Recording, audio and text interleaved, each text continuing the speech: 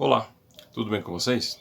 O Pensando Top 5 está iniciando e para esse vídeo nós trouxemos, como citamos anteriormente, o Top 5 vilões. 5 vilões que nós escolhemos aqui para o canal, que são, na minha preferência, na minha entendimento, os vilões que eu considero mais legais aí da ficção e eu espero que vocês gostem.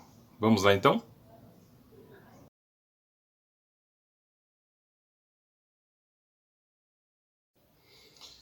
Então, número 5 aqui da nossa lista de vilões é o Thanos. O titã louco aí, o grande vilão algoz dos Vingadores, Guerra Infinita, Ultimato e alguns outros filmes de um cenário, de um mundo cinematográfico que veio alinhado aí também com as revistas, com os super-heróis, fantástico, que fez muito sucesso e ainda faz sucesso aí em todas as idades. O Thanos, ele é um dos filhos de Alars, também conhecido como Mentor. Ele nasceu no seio da sociedade eterna, que é uma raça antiga de humanos geneticamente modificados por celestiais. Celestiais é uma raça de extraterrestres misteriosos. No entanto, enquanto que todos os membros da sua espécie se parecem com humanos, o Thanos ele nasceu com a síndrome deviante. Essa é uma condição rara que faz com que o seu aspecto seja cinzento e o corpo deformado. Isso fez com que sua mãe tentasse matar ele logo que nasceu. Olha só. Durante os primeiros anos de escola, o Thanos ele era um garoto pacífico. Só que devido a toda a discriminação de que era alvo, tanto pela sua família quanto pelo restante da sociedade eterna, ele acabou se tornando um garoto sombrio e vingativo. Para se tornar ou para se sentir mais confiante, o Thanos ele cresceu tentando sempre ser o mais poderoso, ser mais forte do que todos os outros que viviam ao seu redor. E à medida que seus poderes começaram a crescer, ele também a sua ambição e desejo de destruição começou a se potencializar, começou a aumentar cada vez mais. Então Thanos acabou roubando uma das naves de seu povo e viajou pelo cosmos, procurando mercenários para criar o seu exército, um poderoso e numeroso exército. Ao voltar de seu exílio, o Titã Louco, o Thanos, ele lançou bombas atômicas em seu planeta. O planeta dele era o planeta Titã, matando a maior parte da população, incluindo a sua mãe, Suizan. Então ele se declarou o líder do restante dos sobreviventes e começou a preparar a conquista do planeta habitado mais próximo, que seria a Terra. O Thanos ele ficou ainda romanticamente obcecado pela morte. Tal como outros deuses celestiais, a morte consegue tomar diferentes formas.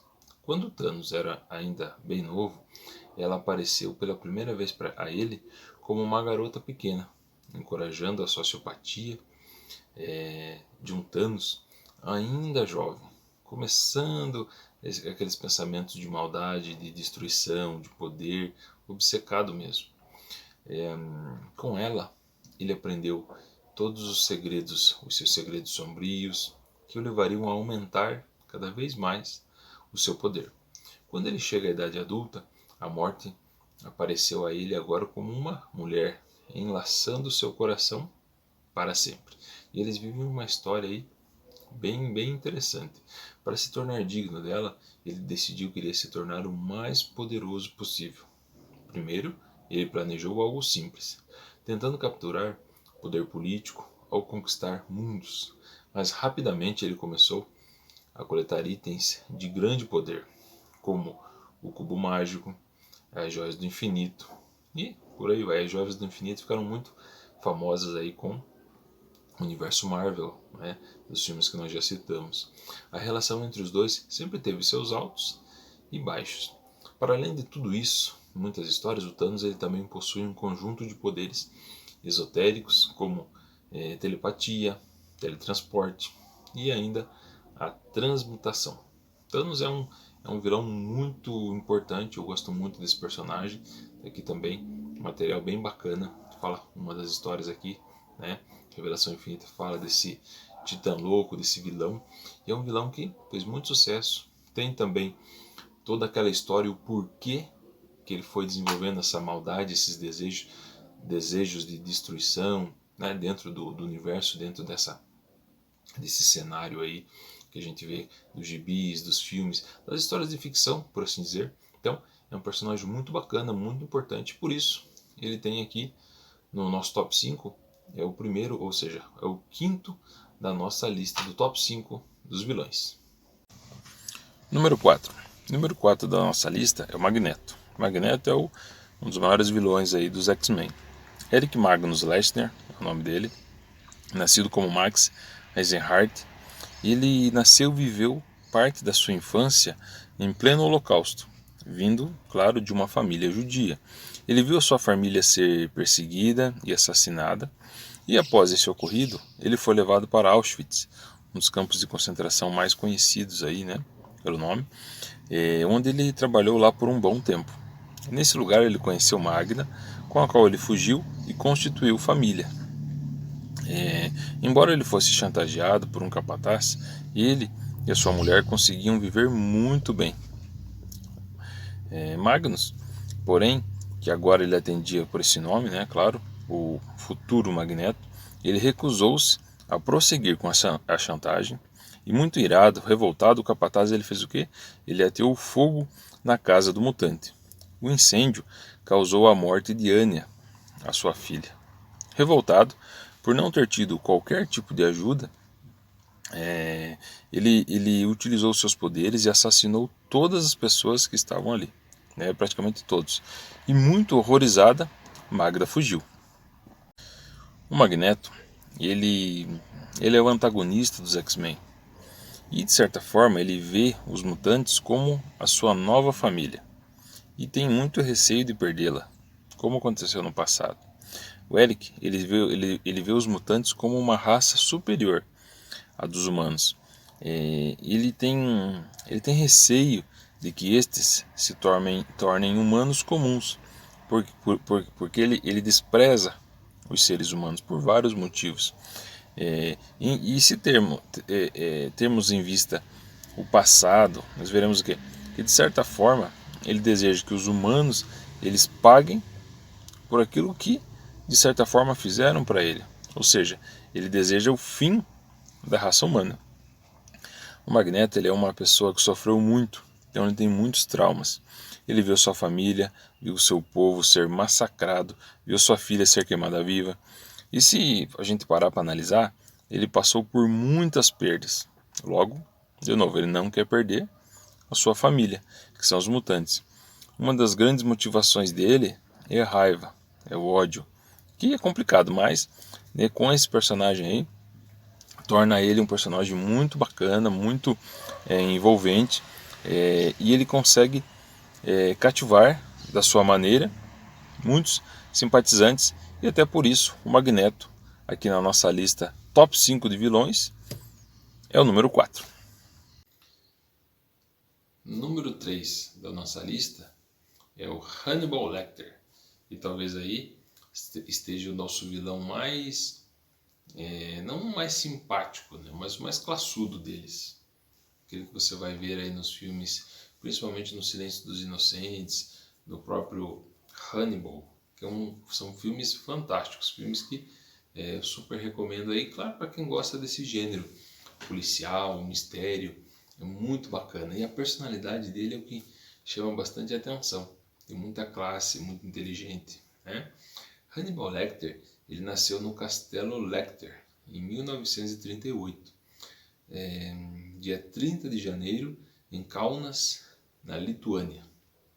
O seu pai, que era o Conde Lecter, ele descendia de uma importante família lituana, enquanto a sua mãe, que era Simonetta, pertencia à alta burguesia italiana.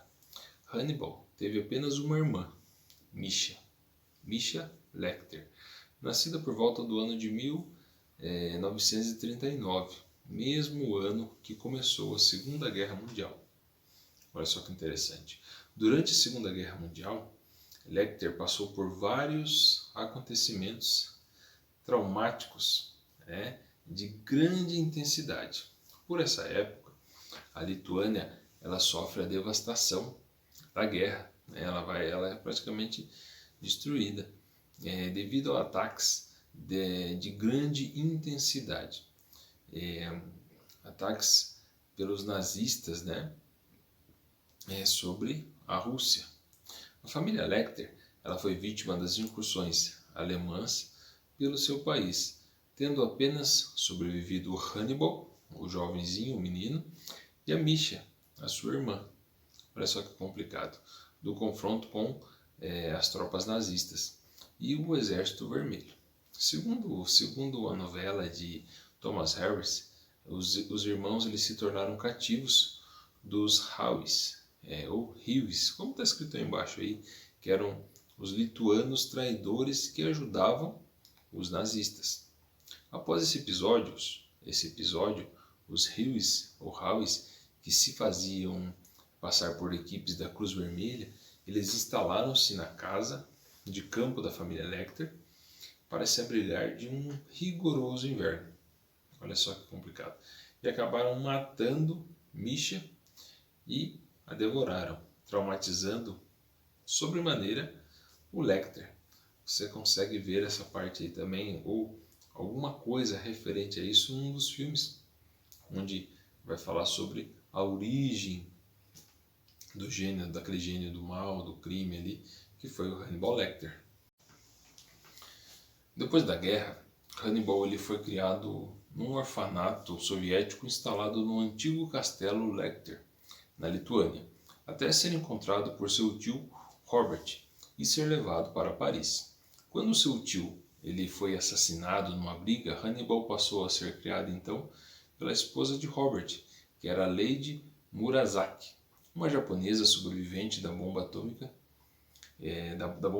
Em Paris, o Hannibal ele estudou medicina.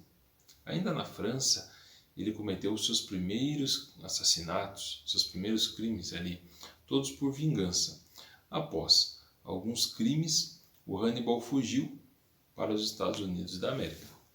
Entre 1970 e 1975, o Hannibal Lecter ele adquiriu o título de doutor em medicina na especialidade de psiquiatria no estado de Maryland, nos Estados Unidos.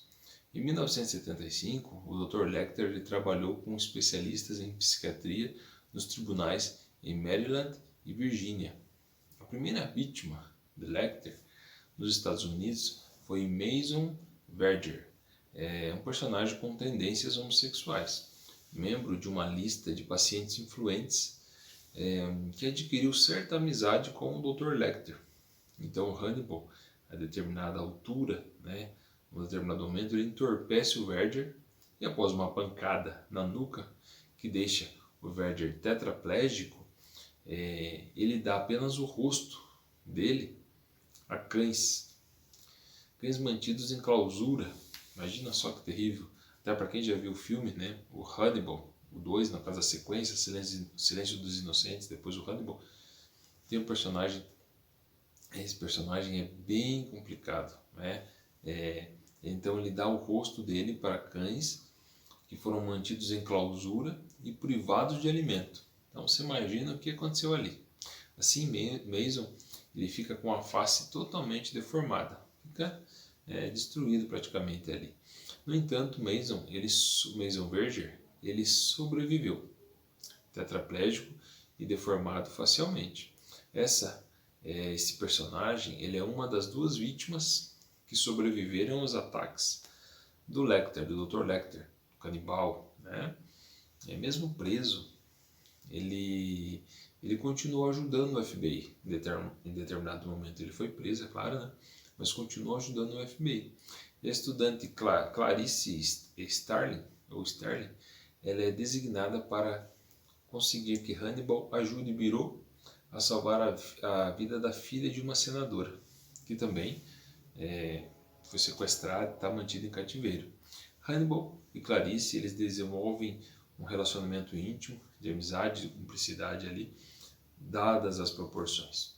Mesmo após a fuga do médico, os dois continuam ligados. Esse é um personagem, como eu disse, muito interessante, um personagem que gera muita controvérsia, mas é um dos vilões que chamam muito a atenção por tudo que ele desenvolve, pelo todo o carisma, pela maneira com que ele envolve as suas vítimas, pelos objetivos dele, né? E também pela história de vida que ele tem. Então, nosso top 5 vilões, número 3 é o Hannibal Lecter.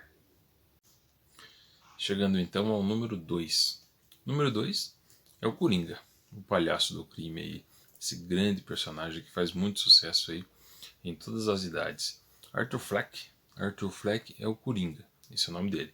Também conhecido, como já falei, de o palhaço do crime. Ele é um dos arqui-inimigos do Batman, talvez o principal. O Batman tem muitos inimigos.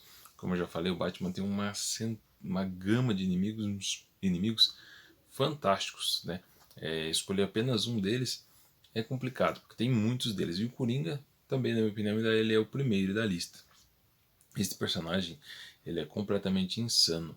É um dos vilões mais populares, né, da atualidade. Inclusive até por conta do filme Coringa aí, do Joaquin Phoenix, que até ganhou um Oscar. E também por aquele Coringa do Batman Cavaleiro das Trevas, que chegou a ganhar Oscar também. Muito bem interpretado, uma história muito bem feita. Apesar de ser um dos favoritos, dos personagens favoritos dos fãs de quadrinhos, a origem do Coringa ela é rodeada de muitos mistérios e detalhes que os fãs desconhecem deste personagem. E mesmo a DC Comics, que é a criadora deles, há controvérsias quanto à origem do Coringa. Tem uma história em quadrinhos, ou seja, na HQ A Piada Mortal, o Coringa é retratado como um antigo funcionário de uma fábrica de químicos que decidiu pedir demissão para seguir a sua carreira de comediante. Era isso que ele queria naquele momento. E a sua carreira ela foi um total fracasso. E para conseguir sustentar a família e a sua esposa, principalmente que estava grávida do primeiro filho, ele se juntou a um grupo de criminosos que pretendia assaltar a fábrica de químicos onde ele já havia trabalhado. Então, queria assaltar essa fábrica de produtos químicos. Para não ser reconhecido durante o assalto, o ex-comediante, Arthur Fleck, ele se disfarça com um capuz vermelho, né? Que é também outro personagem da DC. Contudo, antes de proceder com o assalto, ele recebe a notícia de que a sua mulher tinha falecido. Olha só que complicado. Assim como o bebê, que estava bem pronto já para nascer. Os criminosos, no entanto, eles conseguem convencer ele a avançar, a continuar com o crime, a continuar com aquele golpe. E durante o assalto as coisas elas não correm bem para ele. Por quê? Porque o Batman aparece. E quando o Batman aparece, né, o morcego mais famoso aparece, ele consegue capturar todos os criminosos. É nesse momento que o futuro Coringa se atrapalha e acaba caindo num poço de químicos. Então ele acaba tendo esse problema aí.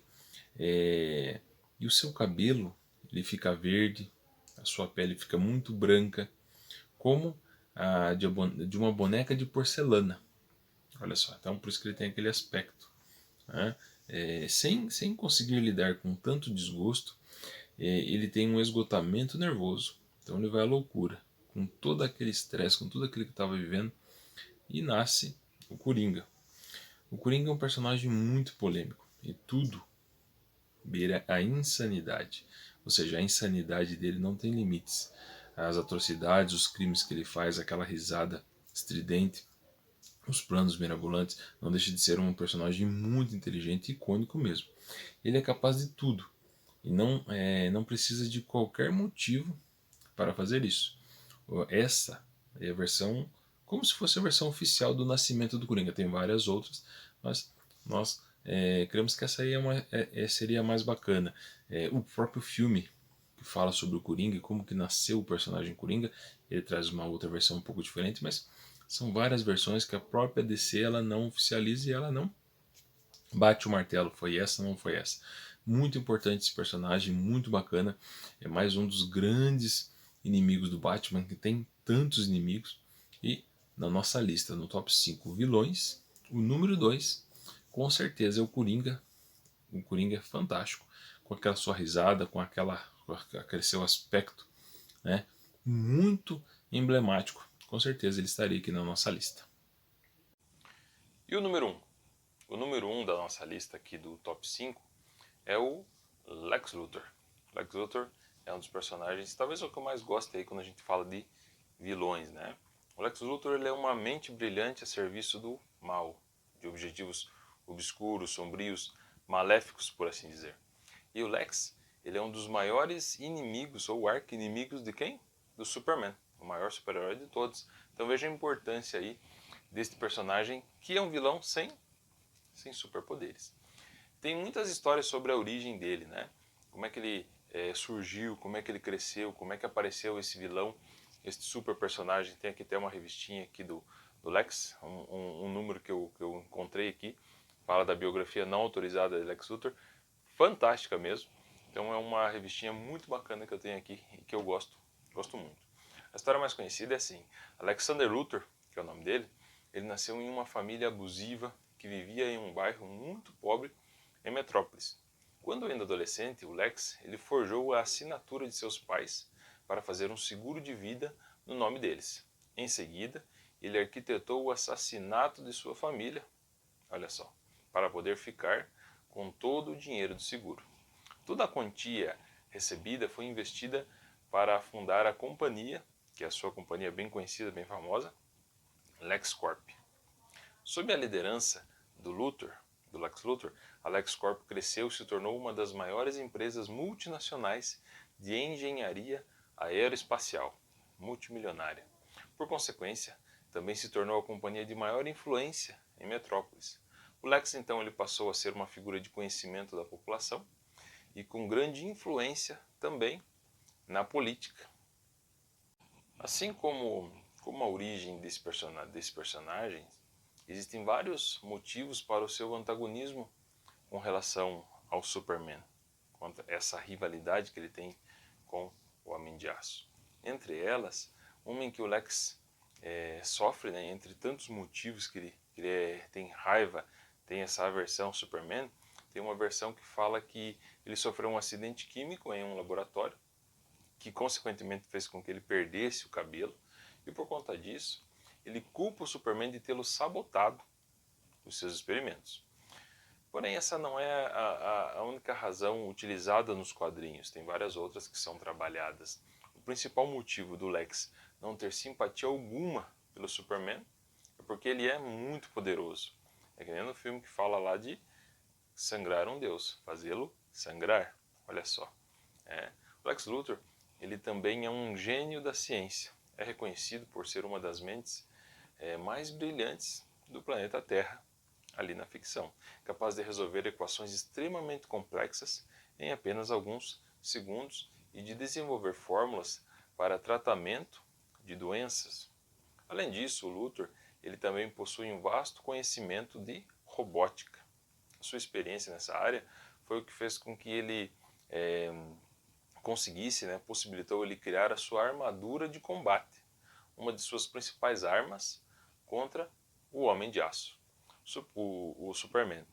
O Lex Luthor com certeza entraria na minha lista e não diferentemente seria foi um dos primeiros vilões que eu comecei a gostar, até por conta de todas as estratégias, a inteligência dele, como que ele desenvolve os seus planos, maquiavélicos, é claro, mas como já citamos, o porquê do vilão, qual que é o sentido do vilão, e dessa maneira, nesse top 5 vilões, com certeza o Lex seria aqui o nosso número 1. Então, este foi o top 5 vilões. Eu espero que vocês tenham gostado dessas informações, desses vilões que nós separamos aqui. Como eu já falei em outros momentos, fazer um top 5 nunca é fácil. Tem muita gente bacana, muitos vilões, muitos personagens que ficam de fora, mas essa é a nossa lista aqui do top 5. Com certeza você deve ter imaginado, puxa, ficou tanta gente fora. Claro, num top 5 não tem jeito, né?